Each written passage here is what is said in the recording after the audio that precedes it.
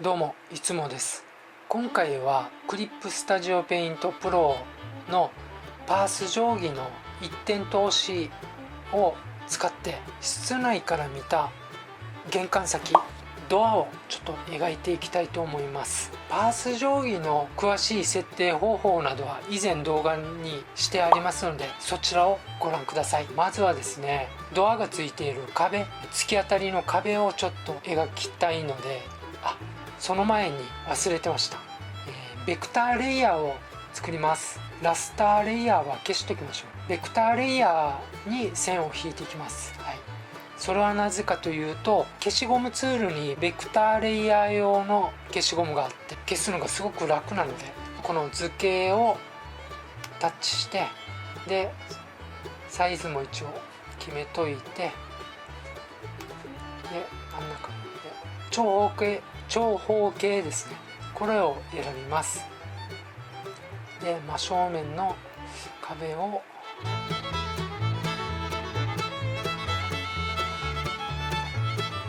こんな感じですかね。で今のうちでもドアもちょっと軽く描いておきましょうか。また先ほどの図形ですね、これを選んで、こんな感じでいいですかね。パース定規を設定していきます。メニューのレイヤーを選んで定規とコマ枠を選び、でパース定規の作成で一点通しですね。でだいたいどんながいいかなと。目線はどこ、これが消失線ですね、真ん中というような。先ほどのベクターレイヤーを選んで、パース定規のレイヤーに間違ってっていうか、これに線を引いてもいいんですけど、ちょっとややこしくなるかなと思って、自分はそのベクターレイヤーを作ってからそれに引くようにしてます。で線を引く際はこの G ペンでは線がパースに沿って引けないんですよ。これは多分漫画を描くときに効率的に作業できるようにやられてると思うんですけど、G ペン以外だったら引けるので、で今回は丸ペン使いましょうね。丸ペンでサイズもさっき15だったけど大丈夫ですね、同じぐらいの薄さですね。じゃあこれで線をちょっと引いていきます。角っちょから引けば大丈夫ですね。で遠近法ってあれなんですよね、融通が効かないっていうか、ちょっとした誤差でもすごく狂うんですよ。玄関の段差をちょっと表現したいので横線を引いておきましょう。靴を脱ぐところと、家の中の廊下は段差がありますよね。なのでちょっとこれではフラットになってるので、一応フラットのところもあるけど、ちょっと、勉強がてらにやりましょうか。なので靴置き場が、廊下よりも下になってるので、じゃあ廊下を靴置き場よりはちょっと高くすればいいんですね。じゃあこんな感じですね。またベクターレイヤーに移って、でこのところからちょっと上の方に線を引きましょう。でこのぐらいでこっちから横線を引きます。でここもまたこのように、線を引いて、でこっちからこの角ですね、この角から線を引きます。こんな感じで逆も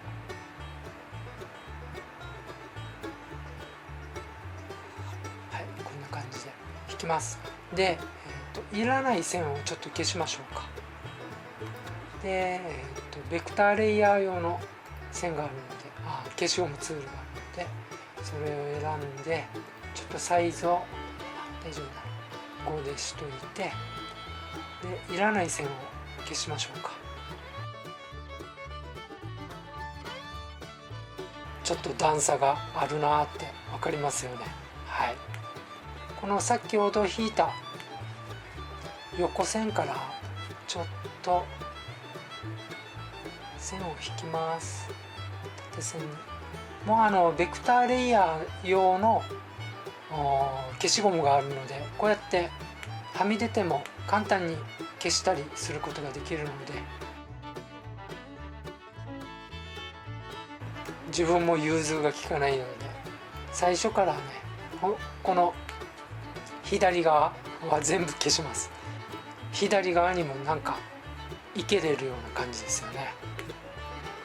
で上のこれも消しておきましょう。はい、こんな感じですね。でまた線を引いていきます。はい、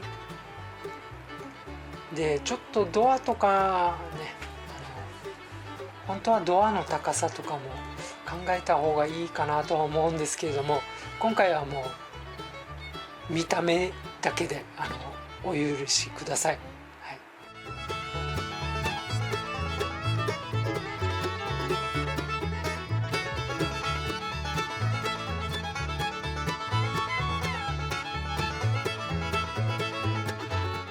こうやって消していきます。はい、こうやって延長線にやっていけば、なんか隣のドアとか同じ高さでそれで遠近法が入ってるような感じで描けれるので、よいしょ。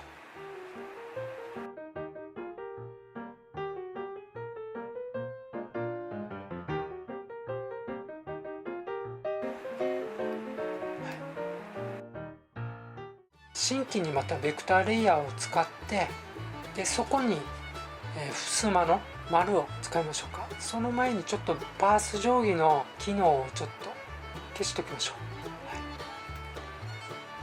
はい、で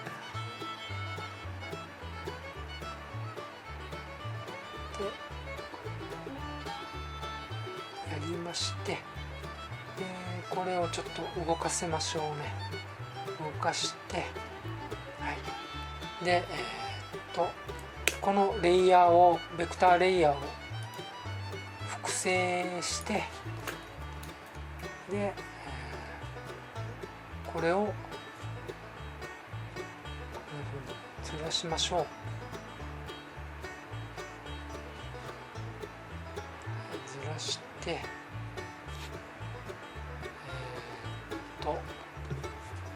で何だったかな、消しゴムでいらない線をちょっと消します。ちょんと、はい、消しました。でまた、先ほどのこの楕円の方ですね、これをまた複製して、でこれを選択範囲で、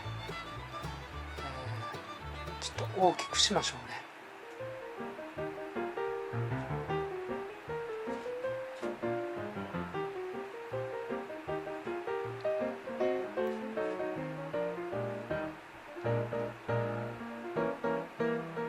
確定。はい、こんな感じですね。こちらの襖はへこんでるんですよ。でこの右側の襖はちょっとこれよりは取っ手がついている襖よりは飛び出てるので、なのでちょっとだけここの線をちょっと広く描きましょうか。こんな感じですかね。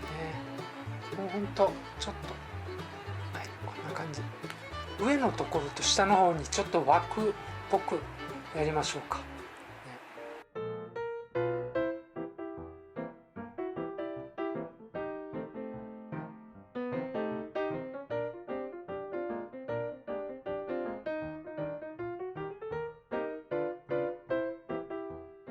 向かいの壁にもちょっとドアを作りましょうか。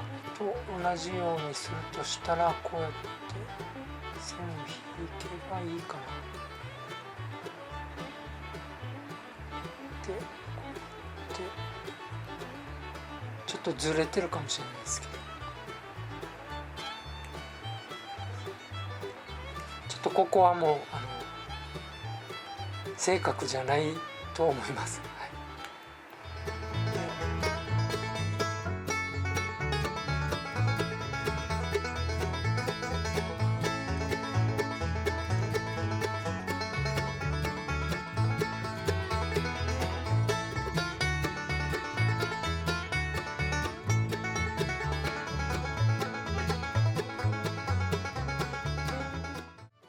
と定規のパース定規の機能を止めて、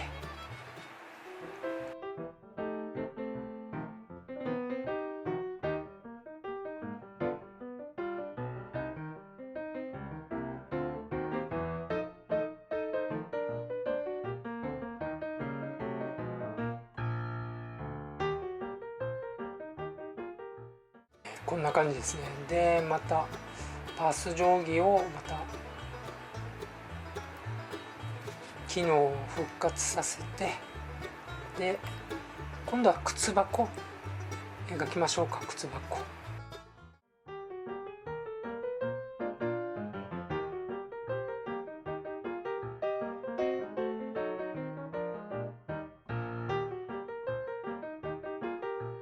んな感じですね。もうこれでほぼ出来上がりですが、あとはね、このドアの模様を描けば終わりですね。じゃあちょっと描いていきますか。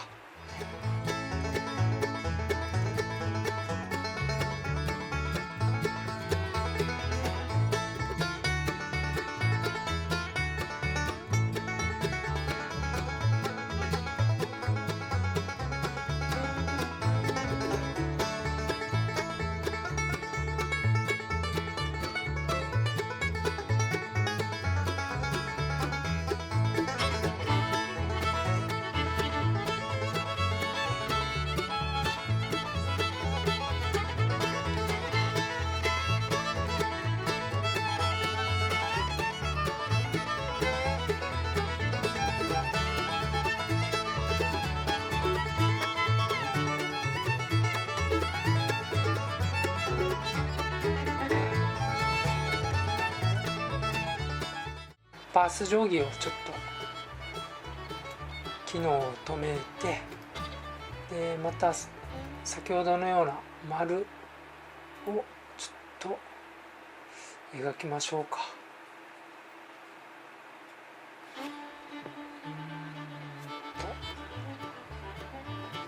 ちょっと今度はレイヤーをまたベクターレイヤーを新しく作ります。とこれを選択範囲でやって、でこれをちょっと小さくします。でここぐらいかなやって、でまたこのレイヤーを複製します。で複製して、でこちらをまた選択範囲で囲って、でこれをまた小さくして、こんな感じかな。いらない線を消します。そして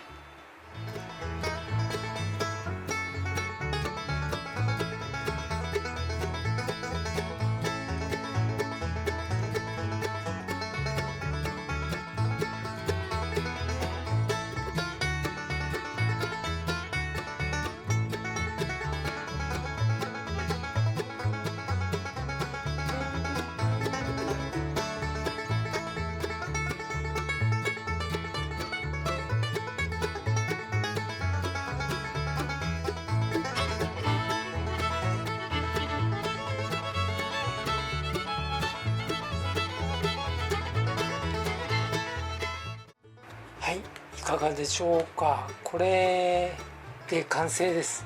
時間はかかるけど簡単に描けれますので、パース定規を使うと皆さんもどうぞ挑戦してみてください。